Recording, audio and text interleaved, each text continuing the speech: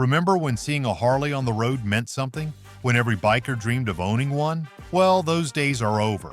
The bikes have gotten too expensive, the dealerships have turned greedy, and worst of all, the next generation doesn't care. Harley isn't just losing sales, it's losing its identity. And if they can't turn things around, America's most legendary motorcycle brand might not survive the next decade. So how did it come to this? Who's taking Harley's place, and is there any way to bring them back? Let's get into it. What's happening?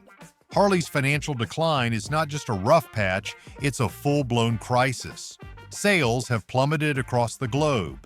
In North America, once their strongest market, dealerships are struggling to move inventory.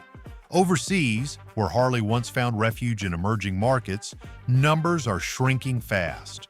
The latest earnings reports paint a brutal picture. Profit margins are razor-thin, production costs are skyrocketing, and Harley is bleeding cash. If something doesn't change soon, we might be watching the slow death of an American icon. And here's where it gets worse. Harley isn't just struggling, they're stuck in the past while competitors race ahead.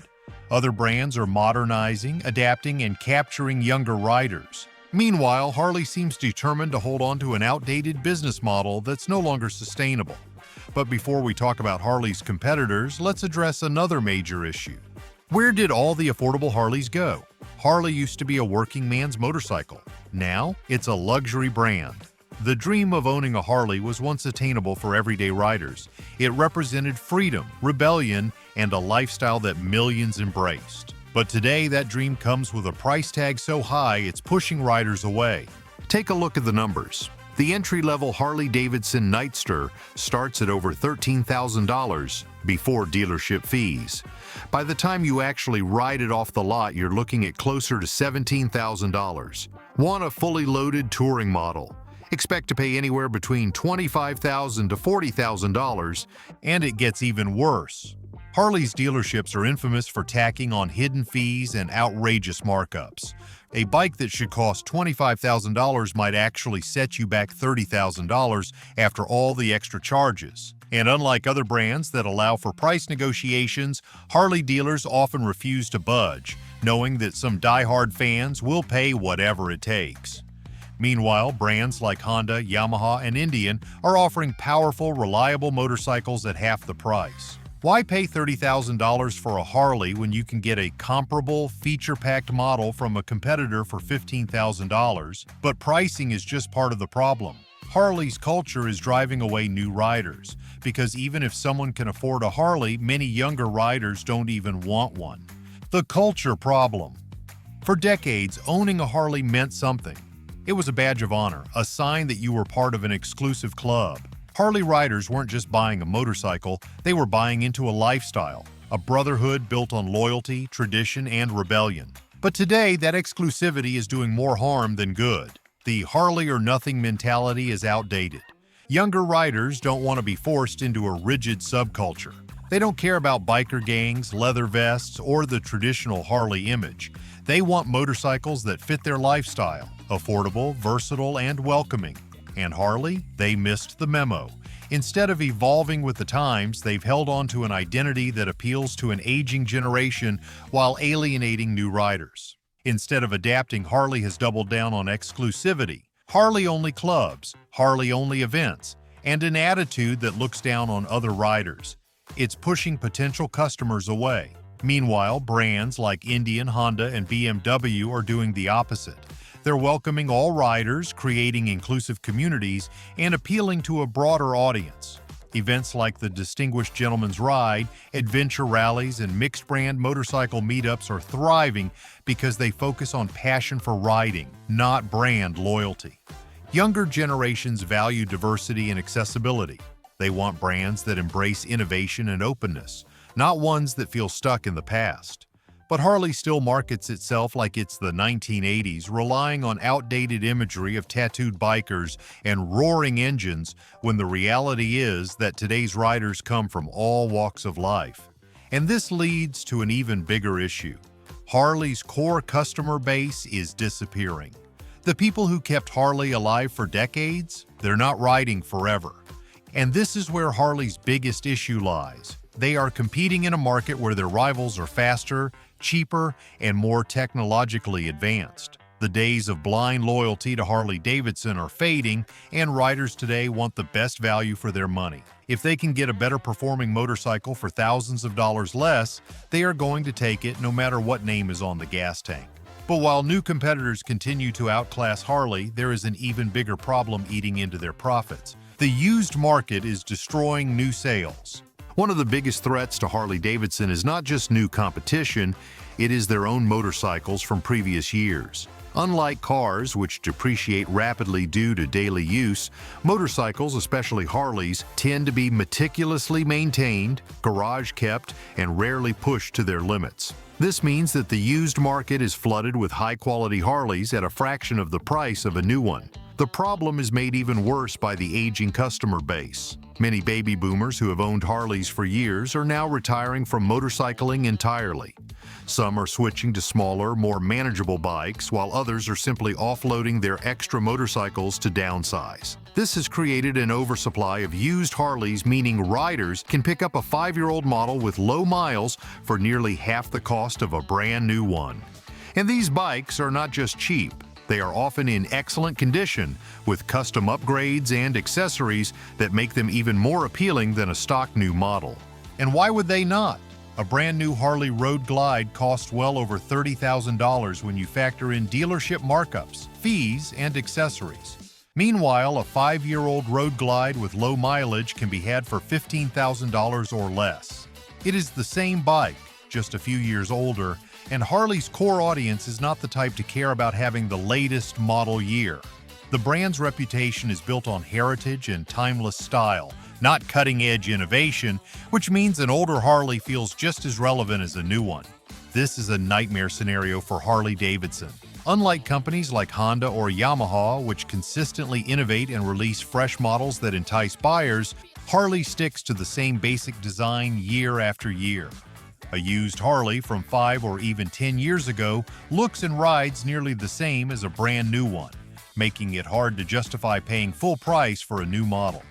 And with rising living costs and economic uncertainty, more riders are making the practical choice, buying used instead of new.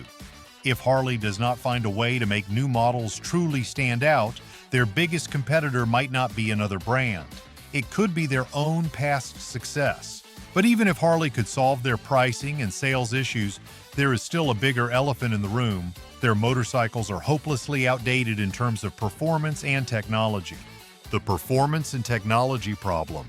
Harley is still selling motorcycles like it's 1985, and that's a huge problem. Harley Davidson has built its brand on tradition. Their motorcycles still rely heavily on air-cooled engines, their technology remains outdated, and their designs have changed very little in the past few decades. While this approach appeals to nostalgic buyers, it has completely alienated younger riders who expect modern performance and features. Compare this to the competition.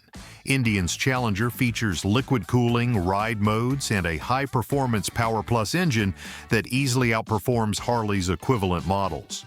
BMW's touring bikes come with adaptive suspension, advanced rider assist features, and industry-leading engineering. Even brands like Yamaha and Kawasaki offer tech-packed cruisers that provide a smoother, more efficient ride than a Harley at nearly half the cost. Harley has attempted to modernize their lineup, but so far their efforts have been disastrous. Take the Livewire, Harley's first attempt at an electric motorcycle. It was supposed to be a bold move into the future, a way to bring in younger riders and expand Harley's reach. But the bike was priced at nearly $30,000, making it completely unaffordable for its intended audience. Predictably, it flopped. Harley was forced to spin Livewire off into its own brand, essentially admitting failure. Then there is the Pan America, Harley's first adventure bike. Unlike the Livewire, it actually received positive reviews and attracted a new type of customer. But one successful bike is not enough to save the entire company, especially when the adventure bike market is already dominated by brands like BMW, KTM, and Ducati. Harley's biggest issue is that they never fully commit to innovation. They introduce a new idea, but instead of making it a core part of their brand, they hesitate, scale it back, or price it so high that no one buys it. Meanwhile, their core lineup of cruisers and touring bikes remains largely the same, leaving them stuck between a dying customer base and an uninterested younger generation. This refusal to change has made Harley feel like a company stuck in the past, while the rest of the motorcycle world moves forward. Riders today expect more than just nostalgia. They want performance, value, and technology that keeps up with modern riding needs. And even when Harley does try to innovate, their biggest mistake is not the bikes themselves, it is how they market them. The economy is making things even worse. As if Harley's problems weren't bad enough, the economy is making them even worse. For years, Harley Davidson relied on the loyalty of its customer base. No matter how high the prices got, there was always a core group of riders who were willing to pay. But now, the economic landscape has shifted, and even the most die-hard Harley enthusiasts are feeling the pressure. Inflation has driven up the cost of everything. Disposable income is shrinking, and that means fewer people are willing to spend tens of thousands of dollars on a motorcycle. When you're worried about making rent or covering gas for your daily commute, a brand new Harley quickly drops to the bottom of your priority list. And then there's the issue of interest rates. Financing a Harley has never been cheap, but with today's soaring interest rates, it has become downright unaffordable. Monthly payments on a $25,000 bike are now hundreds of dollars higher than they were just a few years ago. That alone is enough to scare away potential buyers. Meanwhile, Honda, Yamaha, and Kawasaki are thriving. Why? Because they offer bikes that fit within the average rider's budget. You don't need to be rich to afford a solid, reliable motorcycle from these brands. They provide value, not just a brand name. While Harley continues pricing itself into oblivion, these manufacturers are capturing the next generation of riders with affordable, practical options. And here's the real danger. Once a rider chooses another brand, they rarely come back. A motorcyclist who buys a Honda Rebel or a Yamaha Bolt today could have been a Harley customer, but after experiencing a reliable, modern, and cost-effective bike, why would they ever switch?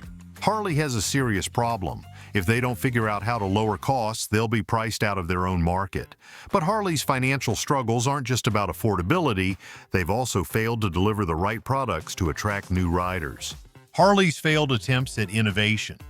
Harley has tried to innovate, but they keep making one huge mistake. They've tried to fix it by introducing new models, new engines, and even dipping into the electric motorcycle market. But every time they attempt something new, they make one critical mistake: they refuse to fully commit. Take the Livewire.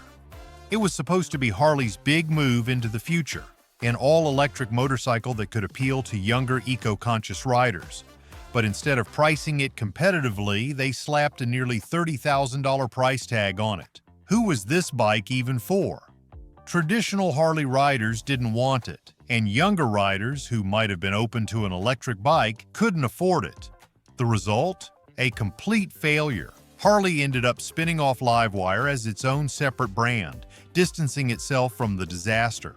Worse yet, Livewire failed to capture the mass market, proving that Harley had no real strategy for entering the electric space beyond a flashy product launch.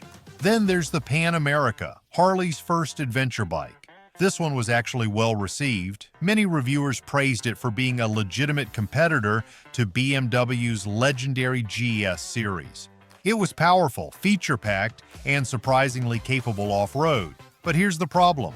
One successful model isn't enough to turn an entire company around. The adventure bike market is highly competitive, and Harley is still an outsider. Riders looking for proven reliability, strong dealer support, and a well-rounded lineup often still choose BMW, KTM, or Honda. Harley needed a complete lineup of modern motorcycles, not just one attempt at breaking into a niche market. And finally, there's the Revolution Max engine, a liquid-cooled, high-performance V-twin that was supposed to be Harley's future. It's actually a solid piece of engineering, but instead of fully embracing it, Harley only put it in a handful of models. The bulk of their lineup remains stuck with outdated, air-cooled engines that struggle to compete with modern alternatives. Harley fans want power, reliability, and efficiency, yet the company continues to resist fully modernizing its core models. Instead of making bold moves, they seem afraid of alienating their existing customer base. Ironically, the very hesitation that could doom them in the long run. Harley is stuck between innovation and nostalgia. They don't want to alienate their aging customer base, so they hesitate to fully modernize. But by refusing to move forward, they're losing the next generation of riders. Every year they delay, the competition gets stronger and their grip on the market weakens. If Harley doesn't act fast, their next move might be their last. A look back. Has Harley been here before? Harley has been on the brink before, but this time it's different. In the late 1970s, the company was in serious financial trouble. Japanese manufacturers like Honda, Yamaha, and Kawasaki were flooding the American market with cheaper, more reliable motorcycles. Harley, on the other hand, was struggling with outdated technology, poor manufacturing quality, and declining customer confidence. Their bikes were known for oil leaks, mechanical failures, and a lack of innovation, issues that pushed even die-hard fans to consider alternatives. By the early 1980s, the company was on the verge of bankruptcy. Sales had plummeted, and the once iconic brand seemed like it was about to disappear for good. But Harley managed to pull off a historic comeback. With help from the United States government, Harley convinced regulators to impose steep tariffs on imported Japanese motorcycles, giving the company breathing room to improve its products. At the same time, they restructured their business, focused on quality control, and leaned into their Made in America identity to reignite consumer loyalty. They also introduced innovative engineering techniques, adopted just-in-time manufacturing practices, and improved quality standards to match or even surpass the competition. The strategy worked. By the late 1980s, Harley Davidson had rebuilt its reputation. The baby boomer generation, nostalgic for classic American motorcycles, flocked back to Harley. The company capitalized on this by marketing their bikes as a symbol of freedom and rebellion, creating an emotional connection with their customers that lasted for decades. They weren't just selling motorcycles anymore, they were selling a lifestyle, one deeply rooted in American culture. But here's the problem. Harley's current crisis is far worse than what they faced in the 1980s. This time, there is no easy fix. The world has changed, and Harley can't rely on tariffs or patriotic branding alone to save them. Unlike 40 years ago, today's competition isn't just about price, it's about performance, technology, and adapting to a new generation of riders. Electric motorcycles, shifting consumer preferences, and the decline of traditional heavyweight cruisers have made Harley's old playbook obsolete. Back then, Harley could blame Japanese imports for their troubles. Now, their biggest threat is themselves. The company's refusal to adapt, its overpriced motorcycles, and its outdated business model are the main reasons it's sinking. Younger riders aren't drawn to the same rugged, leather-clad image that defined Harley for decades. If they want to survive, they need more than a quick fix. They need a complete transformation. So if Harley can't pull off another comeback, who will take their place? The rise of Indian motorcycles and the new kings of cruising. If Harley falls, who will take its place? The answer is already here. If you wanted a big, loud, American-made motorcycle, you bought a Harley. There was no other real option. But today, that is no longer true. Enter Indian motorcycles. A brand that once disappeared in the 1950s, Indian was revived in 2011 under Polaris Industries, a company known for its success with ATVs and snowmobiles. And this time, Indian did things right. Instead of trying to copy Harley, Indian took what riders loved about American motorcycles and modernized it.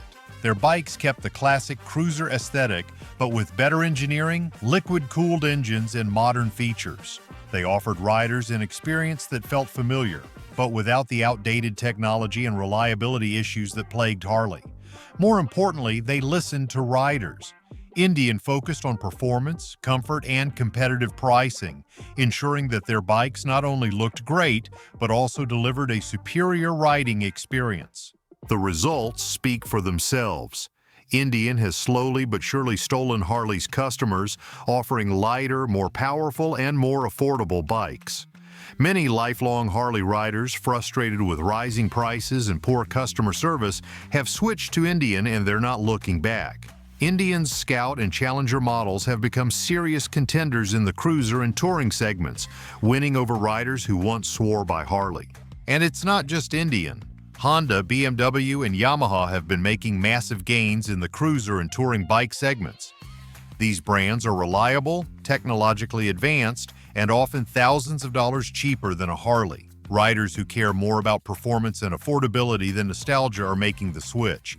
Even brands like Ducati and Triumph are attracting younger riders who want style and speed without the weight and bulk of a traditional Harley. But here's where it gets even worse for Harley.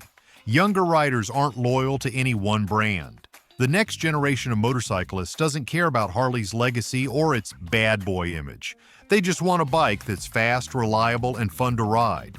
And right now, Harley isn't delivering that. In a world where electric motorcycles, lightweight adventure bikes, and high-performance street bikes are dominating sales, Harley's aging lineup looks more out of touch than ever.